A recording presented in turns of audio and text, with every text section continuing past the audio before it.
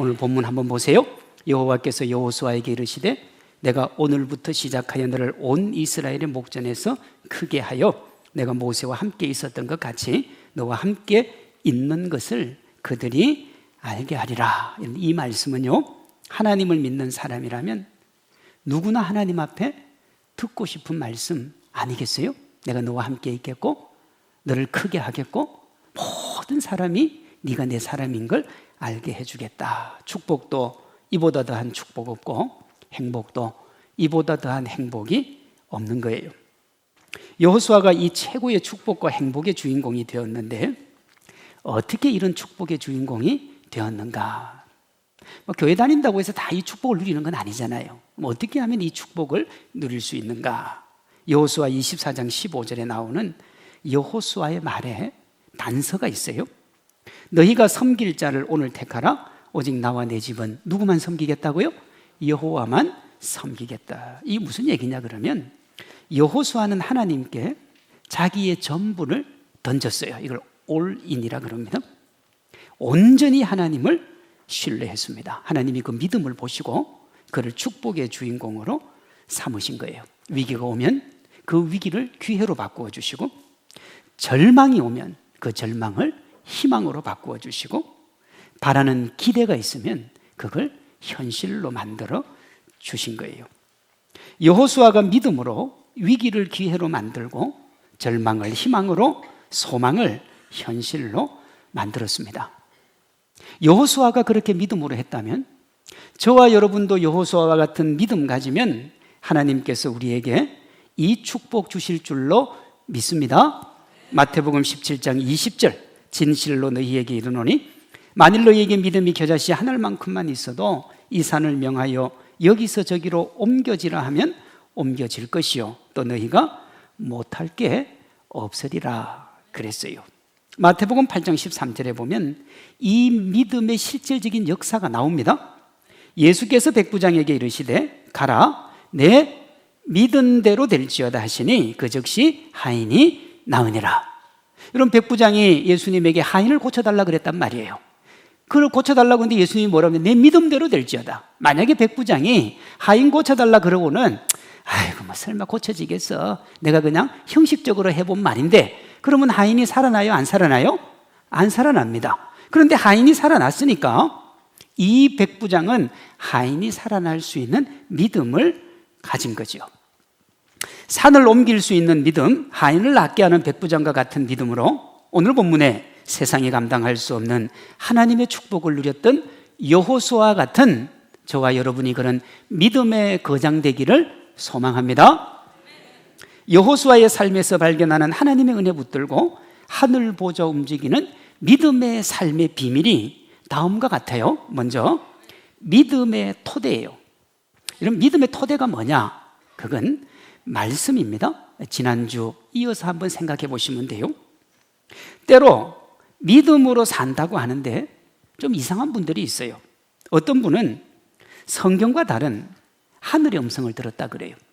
그리스도인이 하늘의 음성을 들을 수 있습니까? 없습니까? 있습니다. 2부에 보니까 없습니다. 그런데 내가 빨리 대답을 한 거예요. 있어요. 근데 하늘의 음성을 들을 수 있는데 그 음성은 뭐하고 맞아야 돼요? 말씀과 맞아야 하늘의 음성이에요. 또 어떤 분들은 성경과 다른 세상의 상식을 얘기합니다. 그러면서 뭐라고 그러느냐? 이걸 믿음이라 그래요. 믿음이 맞을 수 있는데요, 그 믿음은 자기가 생각하는 믿음이지 성경이 말하는 믿음은 아닌 거예요. 성경이 말하는 믿음은 말씀의 토대를 두고 있다고요. 하나님이 여호수아에게 말씀을 모든 판단의 기준으로 삼아라 그렇게 말씀을 하세요. 여호수아 1장 7절이요. 나의 종 모세가 네게 명령한 그 율법을 다 지켜 행하고 우로나 좌로나 치우치지 말라 그랬어요. 뭐 하지 말라고요? 우로나 좌로나 치우치지 말라고요. 여기 좌와 우로 치우친 걸 판단하는 기준이 뭐예요? 율법이라 그랬잖아요. 우리로 하면 성경 말씀입니다. 옳고 그름을 판단하는 기준이 뭐냐?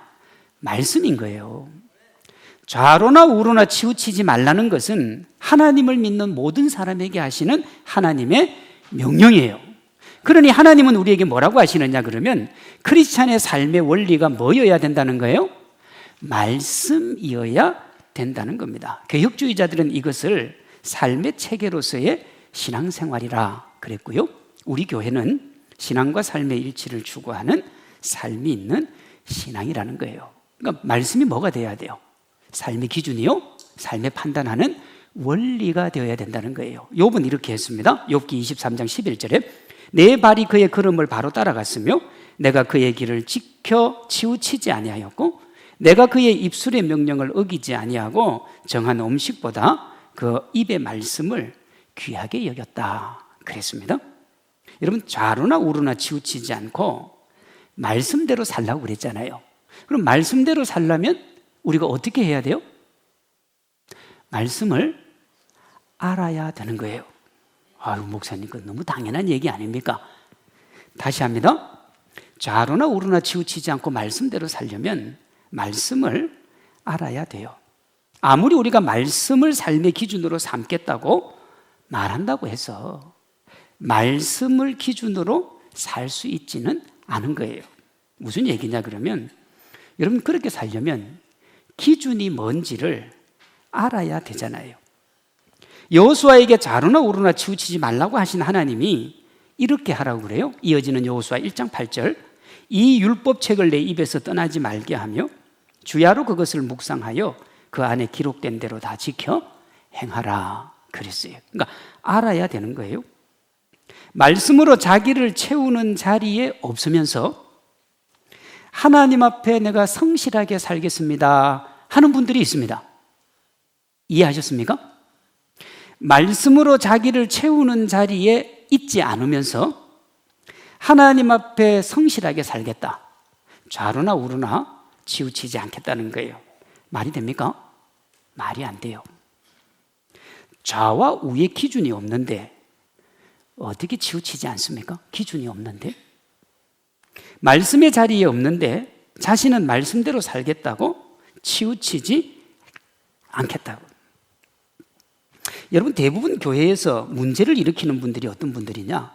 이런 분들입니다. 대표적인 사람들이 자기 생각을 뒷받침하기 위해서 성경을 이용하는 사람들이에요. 성경을 잘 몰라요. 근데 뒤적거리다 하나 봤어요. 근데 그게 내 생각하고 딱 맞아요. 그러면 그게 내가 하나님께 생각을 맞추는 거예요? 말씀을 자기 생각에 맞추는 거예요? 말씀을 자기 생각에 맞추는 거예요. 그러면서 성경을 인용했다고 그러는데 이건 인용이 아니고 성경을 이용하는 겁니다. 그러면 여러분의 기준이 자기 확신이나 세상 원리를 따르는지 말씀에 입각한 믿음인지 어떻게 알 수 있는가? 두 가지를 보면 돼요. 하나는 뭐냐? 내가 말씀 듣는 자리에 있는가 하는 거예요. 있는가 하는 거예요. 또 하나는 뭐냐 그러면 말씀을 어떻게 대하는가 하는 거예요. 말씀 듣는 자리에 있다고 무조건 좌우로 치우치지 않는 게 아닙니다. 기본은 말씀을 듣는 것이지만 어떻게 듣는가도 정말 중요한 거예요. 세상말 자기 지식으로 말씀을 재단하면 말씀의 자리에 있어도 좌우로 치우치게 돼 있어요. 말씀을 삶의 기준으로 삼기로 결단하고 말씀 아는 일에 힘 쏟으시기를 바랍니다. 그럼 어떻게 하면 되냐? 어떻게 하면 되냐? 신명기 11장 18절에서 20절에 나와 있어요. 이렇게 하면 돼요. 너희는 나의 이 말을 너희의 마음과 뜻에 두고 또 그것을 너희 손목에 메어 기호로 삼고 너희 미간에 붙여 표로 삼으며 또 그것을 너희 자녀에게 가르치며 집에 앉았을 때든지 길을 갈 때든지 누워 있을 때든지 일어날 때든지 이 말씀을 강론하고 또 내 집 문설주와 바깥 문에 기록하라. 어떻게 하라는 거예요? 24시간 말씀하고 살아라는 얘기예요. 24시간. 이걸 우리에게 적용하면 이렇습니다. 매일 성경 읽고 매일 경건의 시간 가지고 각종 예배 다 참여하고 주중에 동영상으로 올라오는 설교 다시 듣고 화요일 금요일마다 보내주는 쇼츠 영상으로 설교를 가슴에 새기고 가정 성경 공부로 자녀 가르치고 말씀을 암송하는 거예요.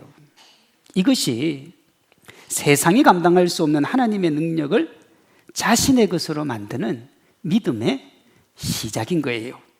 아무리 믿음으로 살고 싶어도 말씀 모르면 믿음으로 살 수가 없는 거예요. 없는 거예요. 말씀 모르면 우리의 신앙생활이 종교생활 된다 그랬잖아요.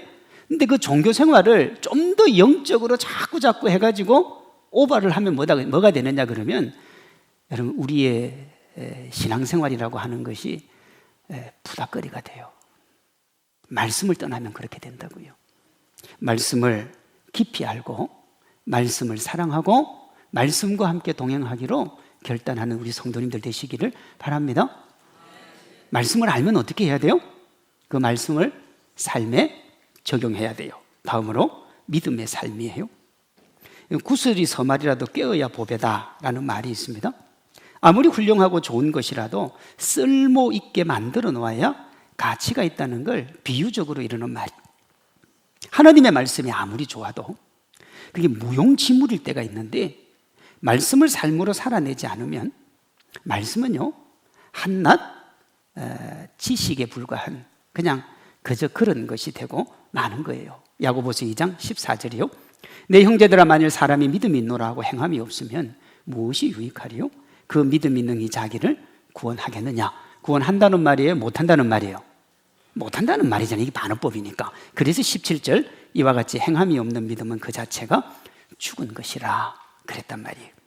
하나님의 말씀을 삶의 기준으로 삼고 말씀대로 살기 위해서 적극적으로 말씀의 자리에 있었는지 그렇지 않았는지 아니면 내가 그냥 앉아만 있었는지 그 말씀을 가슴으로 받았는지를 확인하는 표시가 뭐예요? 그 말씀을 삶에 실천하려고 노력하느냐 그렇지 않느냐 하는 거예요. 말씀의 사람은 말씀이 기준인 삶을 사는 거예요. 하나님이 여호수아에게 율법책을 입에서 떠나지 말게 하며 주야로 그것을 묵상하고 그 가운데 기록한 대로 다 지켜 행하라 그랬잖아요. 그럼 여호수아가 그렇게 하면 어떻게 되는 거예요? 오늘부터 갈수록 어떻게 되는 거예요? 커져가는 거예요. 여호수아가 그렇게 살았어요. 오늘 우리가 읽었던 본문 다음에 나오는 8절, 9절, 15절입니다. 너는 언약궤를 맨 제사장들에게 명령하여 이르기를 너희가 요단 물가에 일하거든 요단에 들어서라 하라. 주님의 말씀이에요. 9절 여호수아가 이스라엘 자손에게 이르되 이리 와서 너희의 하나님 여호와의 말씀을 들으라 하고 15절 요단이 곡식 거두는 시기에는 항상 언덕에 넘치더라. 궤를 맨 자들이 요단에 이르며 궤를 맨 제사장들의 발이 물가에 잠기자 그랬다고요. 하나님이 함께 하겠다는 약속의 말씀을 받은 여호수아가 드디어 두려움을 떨쳐내고 가나안을 가는데 첫 번째 만난 위기가 뭐냐 그러면 요단강이에요. 요단강. 물이 넘치고 있었단 말이에요. 하나님이 강 언덕까지 물이 넘치는 요단강에 뭐라고 하느냐? 들어서라고 그래요. 들어서라고. 자 보십시오. 요단강을 보기 전에 들어서라라고 하는 말을 들을 때는 들어설 수 있을 것 같아요. 그러나 막상 요단강을 딱 눈앞에 두고 강이 넘쳐가지고 물이 넘쳐 흐를 것 같은 그 어마무시한 강을 보고 강으로 들어가는 건 다른 문제예요. 다시요. 강을 보기 전에 들어가라고 그랬을 때 아멘 하는 것과 내가 실제 그러한 삶 속에서 맞닥뜨려서 믿음의 발걸음을 디디는 건 다른 거라고요. 여호수아가 보니까 이거 하나님이 지금 나 죽으라고 하는 소리인 것과 똑같은 거예요. 왜? 들어가면 세차게 흐르는 물에 죽는 것 아닙니까? 그런데 여호수아가 아멘 해요. 9절 보세요. 여호수아가 이스라엘 자손에게 이르되 이리 와서 너희 하나님 여호와의 말씀을 뭐 하라고요? 들으라. 말씀의 핵심이 뭐예요? 너희가 요단강가에 이르거든 들어가라 그러잖아요. 그리고 제사장들이 발을 요단강물에 디디잖아요. 여쭤볼게요. 여러분 이렇게 하실 수 있겠습니까? 내 삶을 책임지신다는 하나님을 믿고 하나님께 다 맡길 수 있겠냐고요. 믿음은 말이 아니라 삶으로 하는 겁니다. 이런 이유로 입으로 믿음을 이야기해도 행함이 없으면 죽은 믿음이라 그러는 거예요. 맡겨야 하나님의 은혜와 역사를 경험할 수 있고 눈으로 목도할 수 있는 겁니다. 여호수아가요, 만약에 여호수아가 합리적으로 생각을 했으면, 야, 내가 그때는 아멘을 했지만 이거 보니까 하나님이 우리 죽으라고 그러는데, 야, 여기서 멈추자, 그랬을지도 몰라요. 여호수아가 들어가라고 그래도 제사장들이 합리적으로 생각했으면 지금 여호수아가 뭘 모르고 지금 이 얘기를 하는데 우리가 보니까 이건 건너다가 다 죽게 생겼다, 그러니 여기서 멈추자, 그랬을 수도 있어요. 여러분, 그렇게 했으면 하나님의 능력을 경험하지도 못하고 누리지도 못하는 거예요. 어쩌면요, 우리가 이렇게 살아가고 있는지도 몰라요. 그저 주일날 교회 오고 예배 드리고 말씀 듣는데 그냥 세상 사람과 다를 바 없이 그저 그렇게 평범하게 사는 거죠. 그걸 내가 선택했단 말이에요. 우리가 그렇게 살고도 뭐라고 그러느냐, 내가 믿음 없는 삶을 살고 내가 내 생각대로의 삶을 살고 내가 하나님 없는 삶을 살아놓고는 우린 때로 뭐라고 그러냐 그러면 하나님은 능력이 없다, 그렇게 여러분, 이제 여쭤볼게요. 하나님한테 언제 한번 도움을 요청이라도 해보셨습니까? 그 하나님 앞에 믿음의 발걸음을 디뎌보기라도 했어요?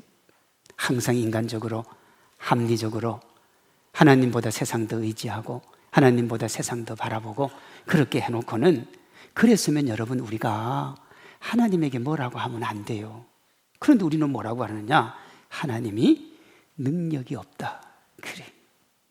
들으시는 하나님은 정말 섭섭한 거예요. 이런 글을 봤습니다. 무심하게 서 있는 사람들을 조심하라. 모험을 비난으로 대하는 사람들도 조심하라. 그것은 불가능해라고 말하는 사람들에 의해 일이 경영된다면 세계는 멈추고 말 것이다. 이게 성경에 나와 있는 얘기가 아니에요. 일반적인 세상 사람들도 소위 세상이 말하는 합리적 이성으로 살아가면 세상 경영 안 된다는 거예요. 도전하고 진취적으로 나아가고 합리적인 것을 뛰어넘어 새로운 것을 추구하는 사람들을 통해서 세상이 새롭게 나아갔다는 거예요. 사람의 합리라는 시각으로 보면 여러분, 어디에도 길은 없어요. 보십시오. 높은 자리에 올라가면 내려올까 두렵고 낮은 자리에 있으면 더 낮아질까 두려운 거잖아요. 우리가 이런 사람이 되지 않으려면 어떻게 해야 되느냐 하면 말씀이 실체가 되는 믿음의 삶을 살아내야 되는 거예요. 믿음으로 도전하면 하나님이 그 믿음이 실체가 되게 해 주실 줄로 믿습니다. 말씀이 실체가 되어 누리는 행복, 그 기쁨, 그것은 말씀대로 살려고 노력하고 달려가는, 그리고 하나님을 바라보며 하나님의 은혜 가운데 있는 사람에게 주어지는 하나님의 축복인 거예요. 믿음의 삶을 위해서 성경 읽고 기도하고 찬양하는 겁니다. 더 나은 믿음의 삶을 위해서, 믿음의 삶을 하나님께 드리기 위해서 예배 드리는 거예요. 내가 하나님의 뜻과 하나님의 사랑 가운데 제대로 살지도 않고 그저 주일날 와서 예배 드리면서 하나님, 내가 제대로 못 살았는데 하나님 이 예배로 퉁쳐주세요, 그게 안 된다니까요. 그렇게 하나님 앞에 나오면 우리의 믿음은 종교 생활이 될 수밖에 없고요, 하나님 앞에 우리의 삶을 드리고 하나님 앞에 좀 더 다가서고 좀 더 다가서면 우리가 성장하고 성숙하는 믿음의 주인공 될 줄로 믿습니다. 우리가 지난주에 너희 몸을 하나님이 기뻐하시는 거룩한 산제사로 드리라, 이게 뭐라고요? 너희가 드릴 영적인 예배라, 그렇게 이야기했잖아요. 한국교회 교인들이 세계 어느 나라보다 많은 예배를 드리고 새벽 기도에 열심인데도 성숙으로 나아가지 못하는 이유가 뭐냐 하면 신앙과 삶의 일치를 적극적으로 추구하지 않기 때문에 그런 거예요. 그냥 예배 가고 예배 드리고 그것으로 만족하기 때문에 그런 거예요. 진정한 성경 읽기, 기도, 예배, 찬양은 그걸 하는 시간이 아니라 삶의 현실에서 완성되는 줄로 믿습니다.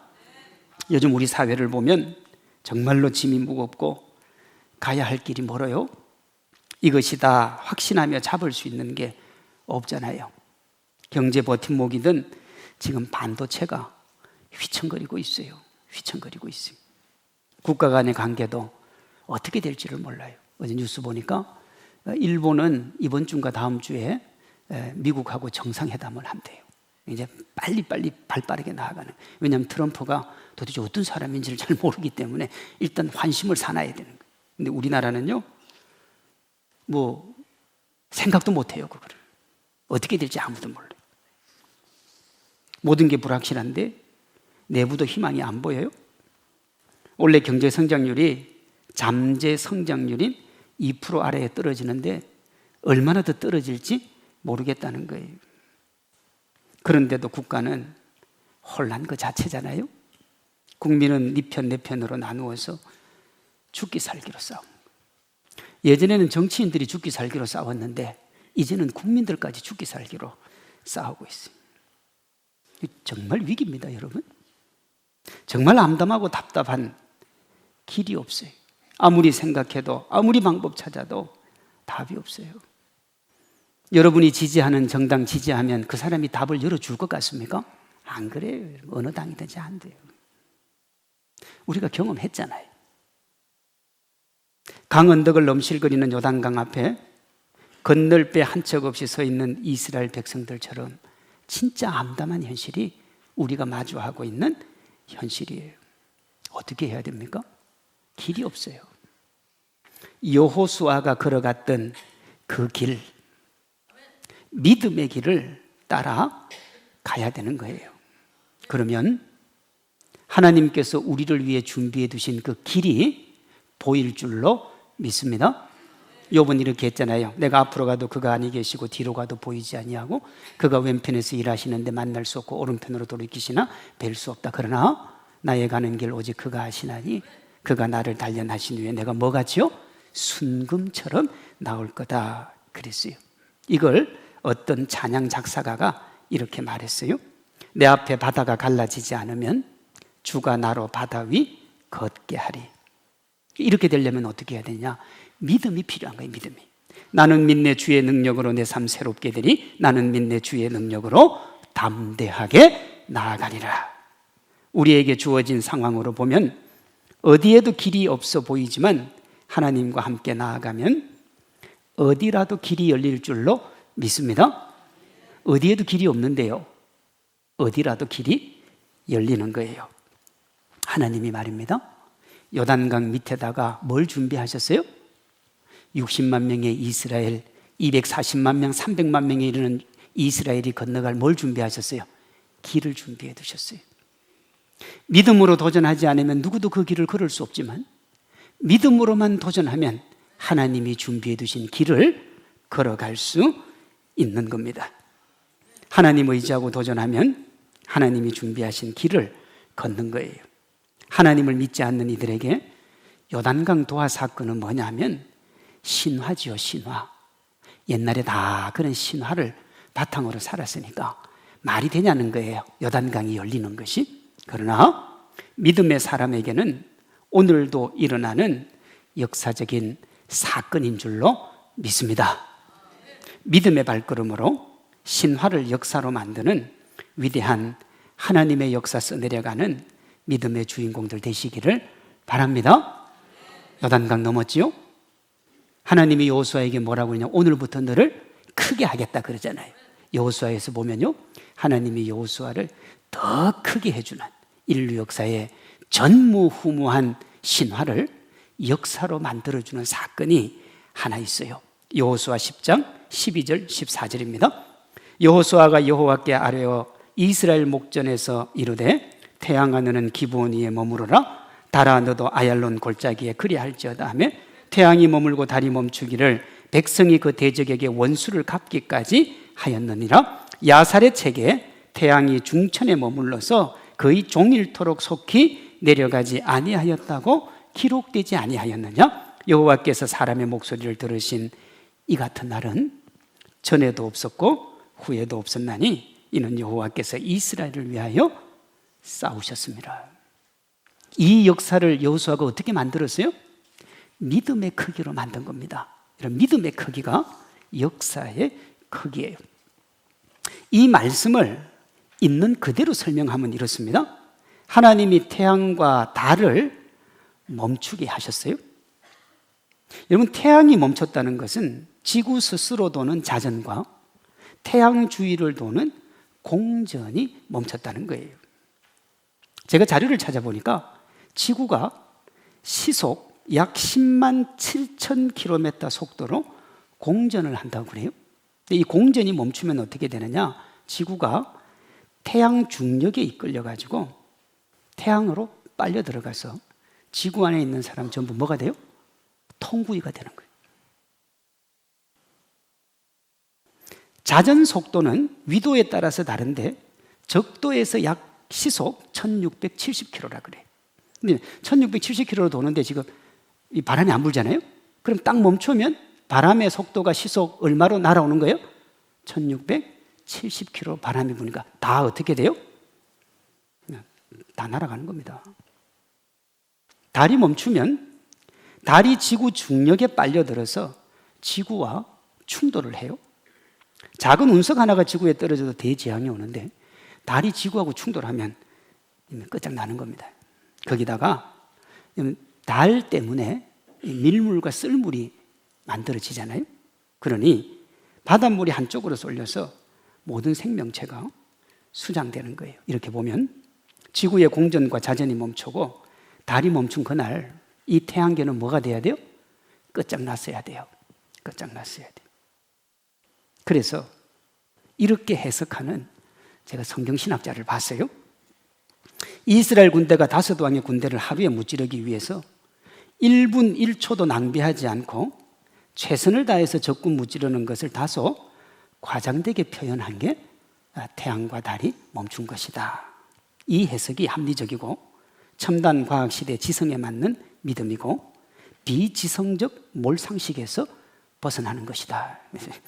이분 얘기로 하면 저는 비지성의 몰상식을 가진 사람입니다. 여러분, 이 학자처럼 해석을 하면 천국을 믿을 수 있어요, 없어요? 없어요. 예수님이 동정녀의 몸에서 태어나는 것도 말이 안 되고요. 요단강이 갈라지는 것도 말이 안 돼요. 맞죠? 뭘 자체가 안 돼요. 이렇게 받아들입니다. 제가 새가족에게 예수님의 구원 사역에 대해서 가르칠 때 이렇게 얘기해요. 예수님이 처녀 몸에서 태어나지도 못하고 하나님이 홍해를 가르지 못한다면 나는 그런 하나님을 믿지 않겠습니다. 여러분, 하나님이 합리적으로만 가능하고 합리적으로만 생각이 나고 처녀 몸에서 태어나지도 못하고 홍해도 못 가르고 역사를 만들어내지도 못하는 그 하나님이라면 왜 그 하나님을 왜 믿습니까? 우리가 하나님을 믿는 것은 하나님은 무엇이라도 하실 수 있고 어떤 일을 하셔도 우리가 문제라고 생각하는 그 어떤 문제도 문제가 안 되게 하실 만한 능력이 있으시기 때문에 하나님을 믿는 것 아닙니까?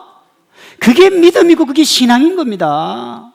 하나님의 말씀을 듣고 인간의 합리와 인간의 이성과 인간의 생각과 인간의 사고방식으로 전능하신 하나님을 제한된 인간의 이성 안에 가두어 두려고 하는, 여러분, 그건 믿음일 수가 없는 거잖아요. 그걸 누가 믿음이라고 그래요.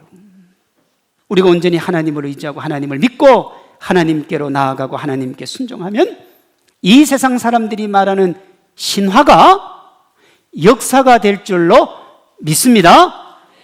여러분에게 얼마나 많은 신화가 역사가 되는 게 필요합니까? 내 인생에 풀리지 않는 것, 해결할 수 없는 것, 답답한 것, 고통스러운 것, 풀어야 되는데 풀리지 않는 그 문제, 이성적으로는 풀리지 않아도 하나님 바라보고 하나님 의지하고 하나님께 맡기면 사람들이 얘기하는 여러분의 신화가 여러분 삶의 역사가 될 줄로 믿습니다. 그 하나가 역사가 되면 그 다음부터는 여러분 믿음으로 도전하기 때문에 그 믿음이 날로 커져가고 날로 커져가는 믿음을 통하여 여러분들이 세상이 감당할 수 없는 하나님의 사람들이 될 줄로 믿습니다. 이 믿음의 역사를 경험한 사람은 누가 뭐라고 해도 하나님께 자기의 전부를 걸게 돼 있어요. 하나님께 자기의 전부를 맡기게 돼 있다고요. 전에도 없었고 후에도 없을 일, 그래서 지금도 논쟁이 되는 이 전쟁을 진두지휘했던 여호수아가요, 여호수아서 24장 15절에 이렇게 말해요. 만일 여호와를 섬기는 것이 너희에게 좋지 않게 보이거든 너희 조상들이 강 저쪽에서 섬기던 신들이든지 또는 너희가 거주하던 땅에 있는 아모리 족속의 신들이든지 너희가 섬길 자를 오늘 택하라. 오직 나와 내 집은 누구를요? 여호와를 섬기겠노라. 아멘이십니까? 아마 오늘날 적지 않은 사람들이 이 말을 한 귀로 듣고 한 귀로 흘릴 겁니다. 아니면 목사님 신앙 좋으니까 목사님만 믿으세요. 그럴 수 있어요. 그러면 이 이야기를 들었던 당사자들, 이스라엘 백성들은 어떻게 했을까요? 이어지는 16절입니다. 백성이 대답하여 이르되 우리가 결단코 여호와를 버리고 다른 신들을 섬기기를 하지 않겠습니다. 왜 안 합니까? 왜 안 해요? 봤잖아요. 요단강 갈라지는 거 봤고요. 여리고성 무너지는 거 봤고요. 해와 달이 멈추는 것 봤잖아요. 봤는데 어떻게 그분을 떠나갈 수가 있어요? 여호수아와 백성들이 추호의 망설임도 없이 하나님을 섬기겠다고 한 이유가 뭐냐? 그것이 오늘 본문에 나오는 내가 오늘부터 시작하여 너를 크게 하겠대. 믿음으로만 살면 내가 네 인생 책임져 주시겠대. 사랑하는 성도 여러분, 하나님은 왜 내 인생을 책임져 주시지 않을까? 그렇게 말하기보다 내가 과연 저 하나님을 진실로 믿는 믿음이 있는가? 하나님 앞에 나의 모든 것들을 던지는 믿음이 있는가를 먼저 되돌아 보셔야 돼요. 우리에게 믿음만 있으면 하나님께서 우리에게 새로운 길, 놀라운 길, 절대 열리지 않던 그 길 열어주실 줄로 믿습니다. 세상 말로 하나님 말씀 재단하고 해석하면 아무런 일도 일어나지 않아요.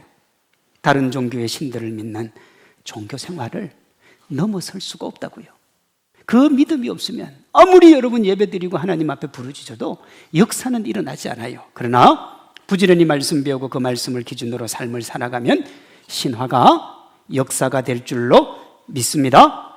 여호수아와 이스라엘 백성들처럼 하나님의 능력과 영광을 맛보게 될 줄로 믿습니다. 이것이 성경이 말하는 산을 옮기는 겨자씨만한 믿음의 실체인 거예요. 겨자씨만한 믿음. 그 믿음은 뭐가 중요하다는 거예요? 순도가 중요하다. 순도가 중요해요. 이런 믿음으로 오늘부터 시작하여 갈수록 크게 되는 축복의 주인공 되는 우리 성도님들 되시기를 주님의 이름으로 축원합니다.